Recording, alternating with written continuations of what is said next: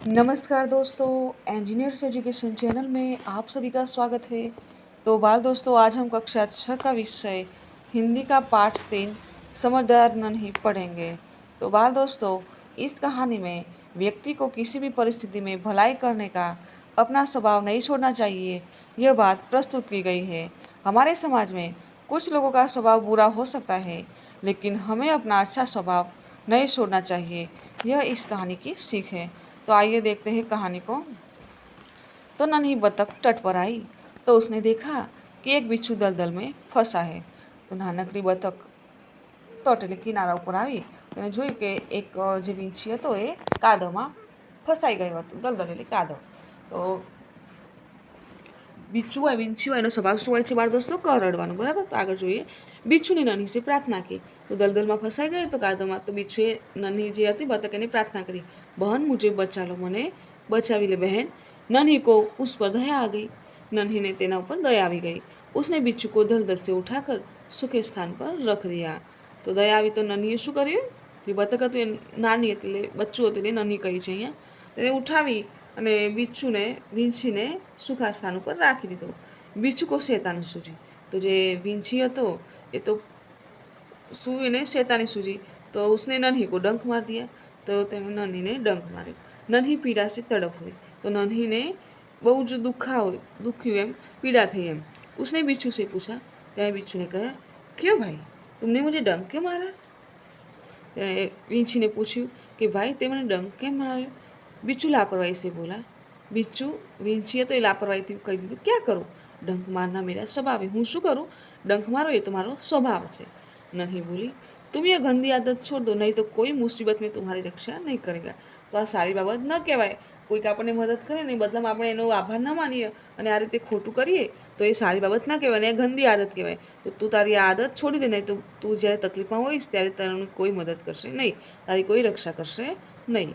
बिच्छू उसकी बात अनसुनी कर आगे बढ़ गया. तो વીંછીએ તો એની વાત સાંભળીને અનસુની કરી નાખી એટલે કાઢી નાખી કાનમાંથી અને ચાલી નીકળ્યો આગળ. नन्ही अपनी माँ के पास नदी में चली गई.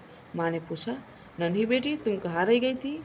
तो नन्ही तेनी माँ जोड़े गई એટલે नन्हीની માએ ने पूछ्યું कि नन्ही बेटा तू आटला समय क्या रह गई थी? एम नन्ही बोली, माँ एक बिच्छू दलदल में फंस गया था, उसे बचाने में देर हो गई. माँ खुश होकर बोली, बेटी यह तुमने बहुत अच्छा काम किया. નન્હીએ કીધું કે એક વીંછી હતો તે કાદવમાં ફસાઈ ગયો હતો દલદલમાં, તો હું એને બચાવવા ગઈ હતી અને એટલા માટે મારે મોડું થઈ ગયું. તો માં ખુશ થઈ ગઈ અને શું કહ્યું એને કે તે બહુ જ સારું કામ કર્યું છે. નન્હી બોલી, लेकिन बदले में उसने मुझे डंक मार दिया. અને એને નન્હીએ શું કહ્યું કે પર મેં એને મદદ તો કરી પણ એને મને સામે બદલામાં ડંક માર દીધો એમ. માં બોલી, बिच्छू अपनी गंदी आदत का गुलाम है. માએ કહ્યું, જે વીંછી છે તે તેની આ ખરાબ આદતનો ગુલામ છે, એની આદત છૂટી શકે એમ નથી. तुम उसे चाहे कितनी बार बचाओ पर वह बार बार डंक मारता रहेगा. तो એને ગમે એટલી વાર તો એને બચાવીશ પણ એ તને ડંક તો વારંવાર મારતો જ રહેશે. નન્હી બોલી, माँ मैं उसकी गंदी आदत छुड़ा कर रहूँगी. नन्हीએ કહ્યું, माँ હું એની આ ખરાબ આદત છોડાવીને જ રહીશ. कुछ दिन बाद बिच्छू के प्राण पुनः संकट में पड़ गए. थोड़ा दिवसों પછી ફરીવાર વીંછીના जीव ફરીથી સંકટમાં આવી ગયો. इस बार वह पानी की धारा में जा गिरा और डूबने उतराने लगा. આ વખતે તે પાણીની ધારામાં જ પડી ગયો અને ડૂબવા લાગ્યો, ખેંચાઈ જવા લાગ્યો. મોત સામે દેખकर बिच्छू को नन्ही की याद आई. અને હવે એને તો લાગ્યું કે હવે આપણે મરી જ જઈશું. તેને नन्हीની યાદ આવી. वह नन्ही को पुकारने लगा. તે नन्हीને બોલાવા लाग्યો. नन्ही ने उसकी करुण पुकार सुन ली. नन्ही હતી એની આ કરુણ અતિશય દારૂણ પુકાર હતી એનો અવાજ તે સાંભળી લીધો. वह झपट कर बिच्छू के पास आ गई. તે ઝડપથી बिच्छूના જોડે આવી. सहसा ही उसके मन में विचार आया. અને અચાનક જ એના મનમાં એક વિચાર આવ્યો, अब मैं इस गंदे स्वभाव वाले बिच्छू को नहीं बचाऊंगी. आज હવે હું એટલે કે હવે હું એને આ ગંદા સ્વભાવવાળા વીંછીને નહીં બચાવું. बिच्छू गिड़गिड़ाने लगा. बिच्छू विनंती करवा लगे, गिड़गिड़ावा लगे, बहन मुझ पर दया करो, बहन मारा ऊपर दया कर. नन्ही का मन डोल गया અને नन्हीનું मन हली गई, डोली गई એમ. उसने सोचा, हो सकता है इसने अपनी गंदी आदत छोड़ दी हो. અને એને એવું લાગ્યું કે કદાચ આની ખરાબ આદત છોડી દીધી હોય તો. नन्ही ने बिच्छू को दोबारा जीवन दान दिया. ने नन्हीએ બીજી વાર પણ એ વીંછીને બચાવી લીધો. बिच्छू अपने स्वभाव के अनुसार उसे डंक मारने के लिए आगे बढ़ा. અને પોતાના સ્વભાવ અનુસાર વીંછી ડંક મારવા માટે આગળ આવ્યો. नन्ही उसका इरादा समझ गई અને नन्ही તેનો ઈરાદો સમજી ગઈ. वह मुस्कुरा कर बोली, બીચુભાઈ ઠીઠક ક્યો ગઈ, ડંખ મારો. અને નન્હી હસી અને બોલી કે બીચુભાઈ ઊભા કેમ રહી ગયા, મારો ડંખ. बिच्छू शर्म से पानी पानी हो गया. तो बिच्छू शर्मથી शर्माई गए, हम कहीं एना समझ ही ना सको. फिर खिसिया कर बोला, बहन एक बात बताओ, मैंने सदा तुम्हारे साथ विश्वासघात किया, फिर भी तुमने मेरे साथ भलाई ही की, ऐसा क्यों. તો એ શર્માઈ અને બોલે કે બેન મને એક વાત કહે, મેં તને દર વખતે તારો વિશ્વાસઘાત કર્યો અને તે દર વખતે મારી સાથે ભલાઈ જ કરી, આવું કેમ. નન્હી બોલી તો નન્હી બોલી ભलाई કરના મેરા સ્વભાવ है, મારો સ્વભાવ સારું કરવાનો છે, કોઈકનું એમ ભलाई કરવાનું છે. મેં તુમસે બદલા લેને કે लिए अपनी अच्छी आदत क्यों छोड़ूं, હું તારી સાથે બદલા લેવા માટે મારી સારી આદત કેમ છોડું. मेरा काम बचाना है, मैं मुसीबत में पड़े को बार बार बचाती रहूँगी. હું મુસીબતમાં કોઈ સંકટમાં કોઈ હોય એને વારંવાર બચાવતી રહીશ, મારું કામ બચાવવાનું છે. तुम्हारा काम डंक मारना है, तुम मारते रहो, તારું કામ ડંક મારવાનું છે તો તું મારતો રહે. देखती हूँ कौन जीतता है, અને પછી જોઉં છું કે કોણ જીતે છે. बिच्छू पछतावे से भर गया, અને बिच्छूને વીંચીને પસ્તાવો થઈ ગયો એમ. नन्ही बहन आज तुम जीत गई, नन्ही बहन आज તમે જીતી ગયા. मैं वचन देता हूँ कि अब मैं किसी निर्दोष जीव को डंक नहीं मारूंगा. અને વીંચીએ કહ્યું કે આજથી હું વચન લઉં છું કે હું કોઈ નિર્દોષ જીવને ડંક નહીં મારું. नन्ही खुश होकर नदी में चल दी, અને नन्ही પણ ખુશ થઈ ગઈ અને નદીમાં જતી રહી. माँ ने आज फिर पूछा, बेटी कहाँ देर कर ली. આજે ફરીવાર એની માએ પૂછ્યું કે બેટા આજે કેમ મોડું કર્યું. नन्ही पूरी घटना बता दी. नन्ही पोता आखी घटना हकीकत कही. माँ प्यार से बोली, माँ प्यार से बोले, प्यारी समझदार नन्ही, प्यारी समझदार नन्ही, भले लोग अपनी बार बार की भलाई से इसी तरह बुरे लोगों को भला बनने की राह दिखाते हैं. सॉरी, भले लोग अपनी बार बार की भलाई से इसी तरह बुरे लोगों को भला बनने की राह दिखाते हैं. તો શું કહે છે કે જે સારા લોકો હોય એ પોતાની વારંવાર આ રીતે ભલાઈ કરે અને જે ખરાબ લોકો હોય એમને સારા બનવાનો રસ્તો બતાવે છે. નન્હી પ્રસન્ન હોકર થિરકને લગી, અને આથી વખાણ કરે એટલે નન્હી ખુશ થઈ ગઈ અને નાચવા લાગી, થિરકને લગી, નાચવા લાગી. શંકર સુલતાનપુરી બાળ દોસ્તો આ સરસ મજાની વાર્તાના લેખક છે, બરાબર. હવે વાર્તાને અંતે શબ્દાર્થ છે તો જોઈશું. તટ તો કિનારા, સ્વભાવ તો પ્રકૃતિ, સહસા યાની એકાએક, ખિસિયા કરે એટલે લજ્જિત હોકર, નિર્દોષ એટલે બેકસૂર, दोष रहित, राह એટલે रास्ता, प्रसन्न એટલે खुश, दलदल यानी गीली जमीन जिससे खड़े होने पर पाव घसता चला जाए. मुहावरे का अर्थ अनसुनी करना એટલે ध्यान न देना. आदत का गुलाम होना એટલે आदत से मजबूर होना. वचन देना यानी वादा करना. मन डोलना यानी विचार बदलना. जीवन दान देना यानी नया जीवन देना. शर्म से पानी पानी होना यानी बहुत लज्जित होना. थिरकने लगना यानी खुशी से नाचने लगा. अब आइए दोस्तों, इस कहानी के आधार पर हम अभ्यास के कुछ प्रश्नों के जवाब देखेंगे. तो प्रथम प्रश्न है, निम्नलिखित वाक्य किसने किससे कहा और क्यों, बताइए. तो प्रथम है, माँ मैं उसकी गंदी आदत छुड़ा कर रहूँगी. तो यह वाक्य किसने कहा और क्यों कहा. तो यह वाक्य नन्ही ने अपनी माँ से कहा क्योंकि वह बिच्छू की डंक मारने की आदत छुड़ाना चाहते थे. दूसरा वाक्य, क्या करूँ, डंक मारना मेरा स्वभाव है. तो यह वाक्य बिच्छू ने नन्ही से कहा क्योंकि नन्ही का उपकार भूलकर उसने उसे डंक मार दिया था. तीसरा वाक्य, तुम यह गंदी आदत छोड़ दो, नहीं तो मुसीबत में कोई तुम्हारी मदद नहीं करेगा. तो यह वाक्य नन्ही ने बिच्छू से कहा क्योंकि वह बिच्छू की बुरी आदत के बारे में उसे बताना चाहते थे. चौथा वाक्य, भलाई करना मेरा स्वभाव है. तो यह वाक्य नन्ही ने बिच्छू से कहा क्योंकि बिच्छू ने विश्वासघात को भूलकर उसकी मदद की थी. वाक्य नंबर 5, मैं वचन देता हूँ कि अब मैं किसी निर्दोष जीव को डंक नहीं मारूंगा. तो यह वाक्य बिच्छू ने नन्ही से कहा क्योंकि नन्ही से विश्वासघात करने पर उसे बहुत पछतावा हुआ था. आगे देखते हैं प्रश्न 2.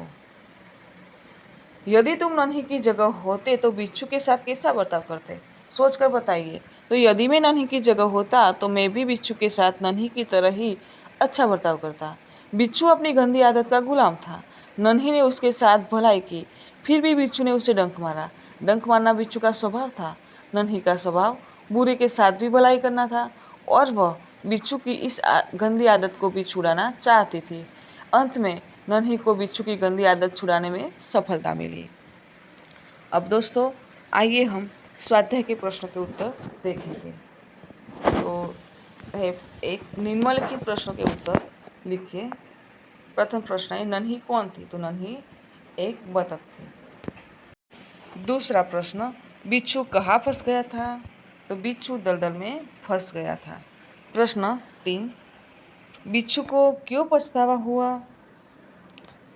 तो बिच्छू को पछतावा हुआ क्योंकि 2 बार जीवन देने वाली बतख को डंक मारने वो चला था। प्रश्न 4, नन्ही ने क्या निश्चय किया? नन्ही ने निश्चय किया कि वह मुसीबत में पड़े हुए को हमेशा बचाती रहेगी। प्रश्न 4, नन्ही ने क्या निश्चय किया? तो नन्ही ने बिच्छू की गंदी आदत छुड़ाने का निश्चय किया कि और वह मुसीबत में पड़े हुए लोगों को हमेशा बचाती रहेगी, ऐसा निश्चय किया। प्रश्न 5, नन्ही ने बिच्छू को क्यों बचाया?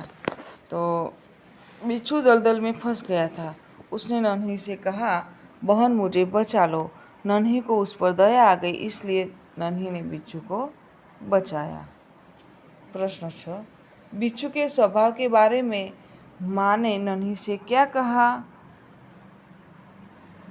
तो बिच्छू के स्वभाव के बारे में माँ ने नन्ही से कहा कि बिच्छू अपनी गंदी आदत का गुलाम है। उसे चाहे कितनी बार बचाया जाए, वह बार बार डंक मारता रहेगा। प्रश्न 7, नन्ही ने अपने स्वभाव के बारे में क्या कहा? तो नन्ही ने बिच्छू से कहा कि भलाई करना मेरा स्वभाव है। मैं तुमसे बदला लेने के लिए अपनी आदत क्यों छोड़ूं? मेरा काम बचाना है। मैं मुसीबत में पड़े को हमेशा बचाती रहूँगी। आगे देखते हैं। प्रश्न 2, घटनाओं को उनके सही क्रम में लिखिए। तो घटनाओं को सही क्रम में लिखेंगे तो पहला वाक्य आएगा, नन्ही ने बिच्छू को दलदल में फंसा हुआ देखा, वह 1 नंबर लिखेंगे। दूसरा वाक्य, नन्ही बिच्छू की आवाज़ सुनकर दौड़ती आ गई। तीसरा वाक्य, नन्ही ने बिच्छू को दलदल से निकालकर सूखे स्थान पर रख दिया। चौथा वाक्य, बिच्छू ने नन्ही को डंक मार दिया। 5वां वाक्य, नन्ही अपनी माँ के पास चली गई। आगे देखते हैं। प्रश्न 3, इकाई में से 5 संज्ञा शब्द ढूंढिए और उनका वाक्य में प्रयोग कीजिए। उदाहरण है, बिच्छू, तो बिच्छू दलदल में फंस गया, तो हम दूसरा शब्द लेंगे नन्ही, तो नन्ही एक बतख है। दूसरा शब्द स्थान, तो मुंबई में देखने लायक अच्छे स्थान है। तीसरा शब्द मुसीबत, तो मैंने मुसीबत में पड़े मित्र को मदद की। चौथा शब्द पानी, तो पानी का दुरुपयोग नहीं करना चाहिए। 5वां शब्द आदत, तो सुबह जल्दी उठना अच्छी आदत है। प्रश्न 4, इकाई में प्रयुक्त मुहावरों में से किन्हीं 3 मुहावरों को रेखांकित कीजिए और उनका अर्थ देकर वाक्य में प्रयोग कीजिए। तो इकाई के है, प्रथम अनसुनी करना यानी ध्यान न देना। वाक्य प्रयोग, भाई की बात अनसुनी करके तुमने अच्छा नहीं किया। दूसरा मुहावरा है जीवन दान देना यानी नया जीवन देना। तो वाक्य प्रयोग करेंगे, डॉक्टर मरीजों को जीवन दान देता है। तीसरा मुहावरा है वचन देना यानी वादा करना। वाक्य, राजा दशरथ ने रानी कैकेयी को 3 वचन दिए। प्रश्न 4 देखते हैं। प्रश्न 5 देखते हैं। निम्नलिखित शब्दों के समानार्थी शब्द खोजकर उसका वाक्य में प्रयोग कीजिए। उदाहरण है नदी, नदी यानी सरिता। तो वाक्य प्रयोग है कि नर्मदा गुजरात की सबसे बड़ी सरिता है। तो इसका शब्द है स्थान, स्थान यानी जगह। तो वाक्य प्रयोग करेंगे, अच्छे बुरे लोग हर जगह पाए जाते हैं। दूसरा शब्द है स्वभाव यानी प्रकृति। तो वाक्य प्रयोग करेंगे, वह अच्छी प्रकृति का आदमी है। तीसरा शब्द मुसीबत यानी संकट, तो संकट में धीरज से काम लेना चाहिए। चौथा शब्द प्रसन्न यानी खुश, आज मैं बहुत खुश हूँ। 5वां शब्द थिरकना यानी नाचना, तो वर्षा में बादल देखकर मयूर नाचने लगे। आगे देखते हैं। प्रश्न 6, निम्नलिखित शब्दों को शब्दकोश के क्रम में लिखिए। तो शब्द है बिच्छू, नदी, शैतानी, डंक और मुसीबत। तो प्रथम शब्द आएगा डंक, नदी, बिच्छू, मुसीबत और शैतानी। प्रश्न 7, नीचे दिए गए चित्रों को देखकर 2-2 वाक्य लिखिए और कहानी बनाइए। तो पहले हम आइए चित्र को देख लेते हैं। तो चित्र को देखते हैं।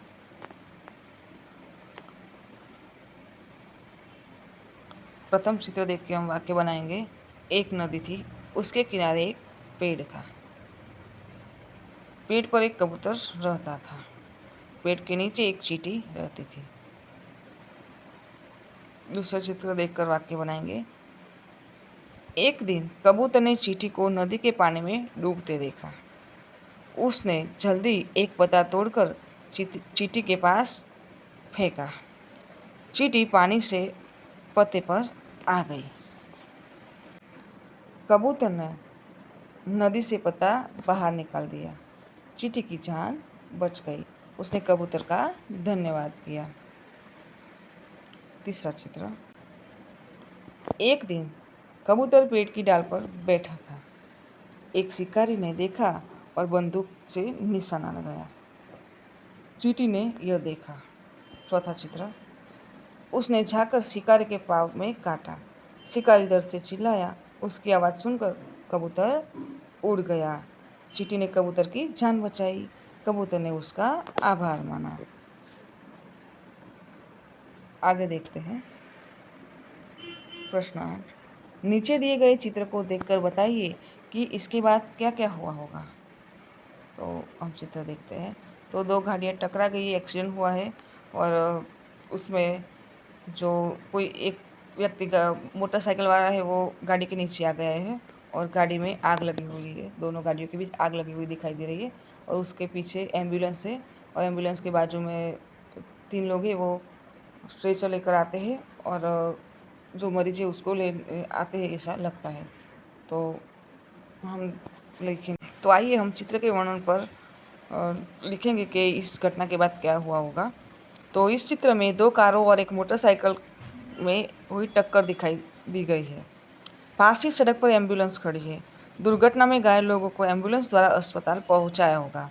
कार में लगी आग को बुझाने के लिए फायर ब्रिगेड को बुलाया होगा। पुलिस भी तुरंत आ गई होगी। उसने दुर्घटना की कार्यवाही की होगी। आगे देखते हैं। प्रश्न 9वां।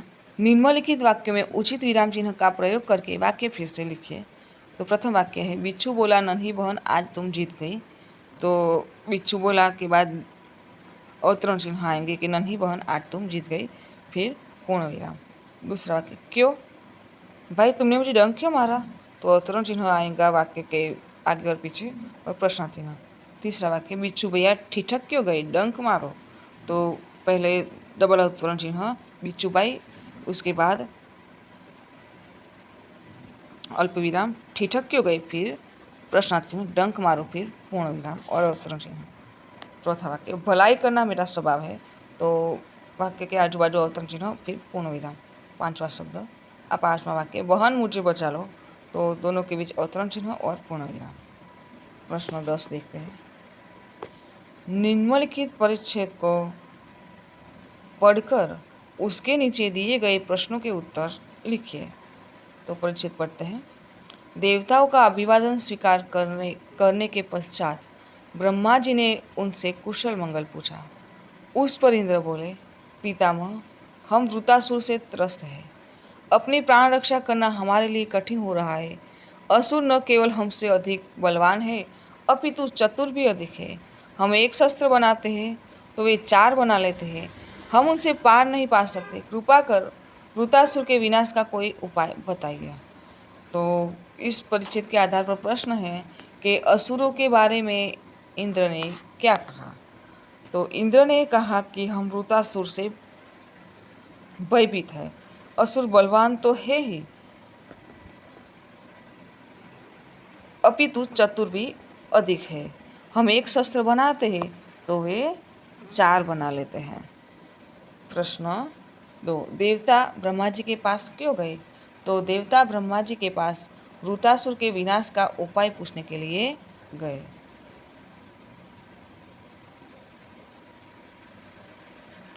प्रश्न 11वां, नीचे दिए गए हुए वर्णों से 5-5 शब्द बनाएं। तो प्रथम वर्ण है भ। तो ब से भजन, ब से भगत, ब से भलाई, ब से भगवान और ब से भवन। व तो व से वेश, विद्या, विकास, वानर, भजन। र तो र से राग, रण, रस, रोटी और रीति। न तो नयन, नियम, नीर, नाग, नगर। ग से गाय, गमला, गमन, गणेश और गरुड़। तो दोस्तों अब वीडियो ख़त्म हुआ, पाठ ख़त्म हुआ। यदि आपको मेरा ये वीडियो पसंद आया हो तो वीडियो को लाइक कीजिए, शेयर कीजिए, और यदि आप मेरे चैनल में नए हैं तो मेरे चैनल को सब्सक्राइब कीजिएगा। मेरा वीडियो संपूर्ण देखने के लिए आप सभी का धन्यवाद।